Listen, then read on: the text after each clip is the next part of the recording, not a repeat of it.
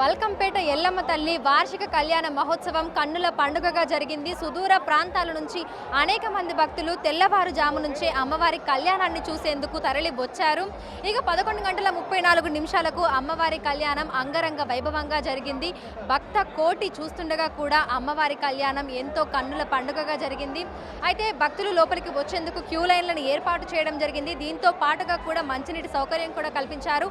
అయితే విఐపి దర్శనం సమయంలో కూడా కొంత గందరగోళం ఏర్పడింది, తోపులాట ఏర్పడిందని కూడా చెప్పుకోవచ్చు. ఇక విఐపి దర్శనానికి సంబంధించి పాసెస్ తీసుకొని కొంతమంది లోపలికి వచ్చి దగ్గరగా కూడా అమ్మవారి కళ్యాణాన్ని తిలకించడం అయితే జరిగింది. ప్రస్తుతం మనతో పాటు జోగిని పవిత్ర ఉన్నారు. ఇక్కడ ఏర్పాట్లకు సంబంధించి వారేమంటారు, అమ్మవారి కళ్యాణాన్ని దగ్గరగా చూశారు, ఏ విధంగా అనిపిస్తుంది ఏంటి అనేది కూడా తెలుసుకునే ప్రయత్నం చేద్దాము. నమస్తే. నమస్తే అండి. కళ్యాణం ఏ విధంగా జరిగింది అండి? శివశక్తులకు కానీ జోగిన్లకు కానీ ఒక పాసెస్ కానివ్వండి, మాకంటే ఒక ప్రత్యేకమైన క్యూ లైన్లు కానీ ఏమీ లేదండి. ప్రతి ఏటా ఇలానే ఉంటుంది. ఎవ్రీ ఇయర్ మేము చెప్తూనే ఉన్నాం శివశక్తులను జోగిన్స్ గుర్తించండి అని. ఎవరు మా పట్ల ఎటువంటి చర్యగానే తీసుకోవట్లేరు. ప్రభుత్వం మా పట్ల కొంచెం ఆలోచించాలి. ఎందుకంటే మా జీవితాలు మొత్తం అమ్మవారికి అంకితమై ఉంటాం కాబట్టి మాకు కొంచెం ప్రియారిటీ ఇస్తే బాగుంటుంది. ఎవ్రీ ఇయర్ మేము ఎట్లాంటి ఒడిబియ్యం అమ్మవారికి పట్టు వస్త్రాలు ముచ్చాల తరంలో తీసుకొని వస్తూ ఉంటాం. కానీ మాకంటే ఒక ప్రత్యేకమైన క్యూ లైన్లు లేవు, ప్రత్యేకమైన దర్శనాలు లేవు. విఐపీస్కే ఆ ప్రియారిటీ ఇస్తున్నారు కానీ మాకైతే ఇవ్వట్లేరు.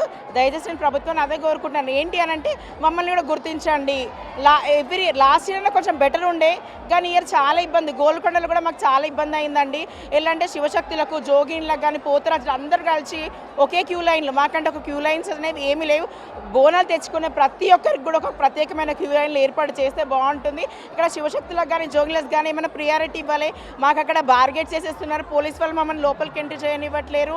ఇక్కడ ఇంతగానో తెస్తున్నాం కానీ ఇంతగానో మేము అమ్మవారికి అలంకారప్రాయంగా వస్తున్నాము కానీ మాకు ఆ ప్రియారిటీ ఇవ్వట్లేరు, మమ్మల్ని గుర్తించట్లేదు. ప్రభుత్వం గుర్తించాలి. మాకంటూ మా రైట్స్ ఏంటి, మాకు అమ్మవారి దగ్గరకు వచ్చి మేము పూజలు చేసుకున్న మా రైట్స్ అండ్ రెస్పాన్సిబిలిటీస్ అవే మాకు ఇక్కడ ఏమి జరగట్లేవు. ప్రభుత్వం దీని పట్ల చర్య తీసుకోవాలి. మాకంటూ ఈ ఏట ఇలా జరిగింది. ఇప్పుడు నెక్స్ట్ సికింద్రాబాద్ వస్తుంది. ఆ సికింద్రాబాద్ బోనాల కన్నా మాకంటూ శివశక్తులకు ఒక ప్రత్యేకమైన క్యూ లైన్లు అని కావాలి. మాకంటూ ఒక మంచి అమ్మవారికి దగ్గరికి వెళ్ళి దర్శనం చేసుకునే భాగ్యం కల్పించాలి. మాకు ఈ రెండే అండి, ప్రత్యేకమైన క్యూ లైన్లు, అమ్మవారికి దర్శనాలు, ఇవి రెండే కావాలి. మాకు ఇంకా ఏ నీడ్స్ మాకు వద్దు. మీరు కళ్యాణం జరిగిన తర్వాత వచ్చారా లేదంటే అంటే బయట వెయిట్ చేయడం ఏమైనా జరిగిందా? నేను ఆపేశారండి, పోలీస్ వాళ్ళు ఆపేస్తున్నారు. కళ్యాణంకి నేను అందుదాం అనుకున్నాను.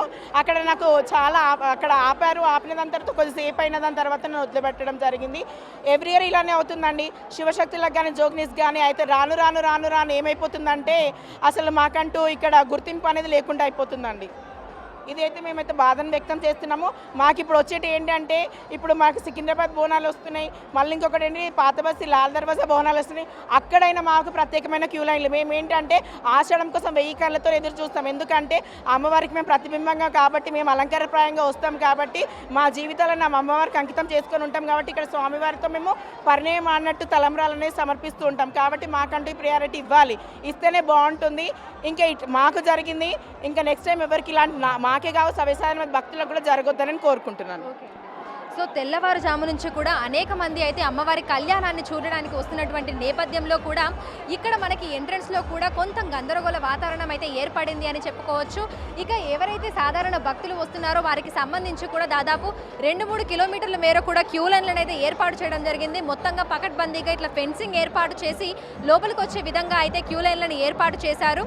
సో 11:34 అమ్మవారి కళ్యాణం జరిగింది. కానీ ఉదయం తెల్లవారుజాము నుంచి అనేక మంది ఇటు సిటు నలుమూలల నుంచే కావచ్చు, లేదంటే వివిధ రాష్ట్రాల నుంచి కావచ్చు, ఎప్పుడెప్పుడు అమ్మవారి కళ్యాణం జరుగుతుందా, ఎప్పుడెప్పుడు ఆషాఢ మాసం వస్తుందా అని ఎదురు చూస్తుంటామని కూడా భక్తులు అయితే తెలుపుతున్నటువంటి పరిస్థితులు ఉన్నాయి. అయితే లోపలికి వచ్చిన తర్వాత దర్శనం చేసుకోవడానికి విఐపీలు వచ్చినటువంటి సందర్భంలో సామాన్య భక్తులను అయితే ఆపుతున్నటువంటి పరిస్థితులు ఉన్నాయి. ఈ నేపథ్యంలోనే కొంత గందరగోళ వాతావరణము, అదేవిధంగా ఇక్కడ ఉన్నటువంటి పోలీస్ సిబ్బందికి భక్తులకి మధ్య వాగ్వివాదం కూడా జరుగుతున్నటువంటి పరిస్థితులు ఉన్నాయి. ఇక అమ్మవారి కళ్యాణం జరిగిన తర్వాత విగ్రహాలను అయితే ఇట్లా భక్తులు చూసేందుకు, దర్శనం చేసుకునేందుకు కూడా ఈ విధంగా మనకి స్టేజ్ మీద మండపం మీద అయితే పెట్టడం జరిగింది. సో లోపలికి వచ్చినటువంటి భక్తులు అందరూ కూడా ఇక్కడ అమ్మవారిని దర్శించుకొని, అదేవిధంగా లోపల ఉన్నటువంటి గర్భగుడిలో ఉన్నటువంటి అమ్మవారిని దర్శించుకొని తీసుకొని బయటకు వెళ్తున్నారు. దీనికి దాదాపు మనకు గంటల తరబడి సమయం పడుతుంది అని కూడా చెప్పుకోవచ్చు. మొత్తంగా ఇటు చుట్టుపక్కల మనం చూసుకున్నట్లయితే బల్కంపేట ఎల్లమ్మ తల్లి ఆలయానికి చుట్టూ 3-4 కిలోమీటర్ల మేర కూడా మొత్తంగా మనకు ట్రాఫిక్ ఆంక్షలను అయితే విధించడం జరిగింది. దాంతోపాటుగా అక్కడి నుంచే మనకు బ్యారిగేట్లను కూడా ఏర్పాటు చేయడం జరిగింది.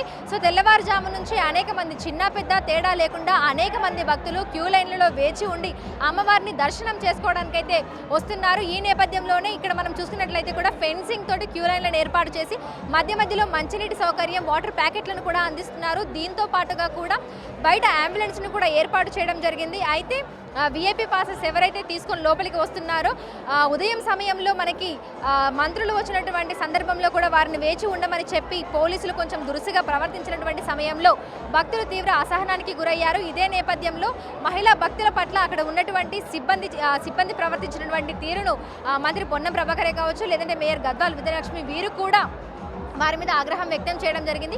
దీంతో పాటుగా ప్రోటోకాల్ ఇష్యూస్ కూడా ఇక్కడ మనం చూసినటువంటి పరిస్థితులు అయితే ఉన్నాయి. సో సాయంత్రం వరకు కూడా అమ్మవారిని దర్శించుకునేందుకు భక్త కోటి ఇదే విధంగా ఇక్కడికి తరలి వస్తూ ఉంటారు.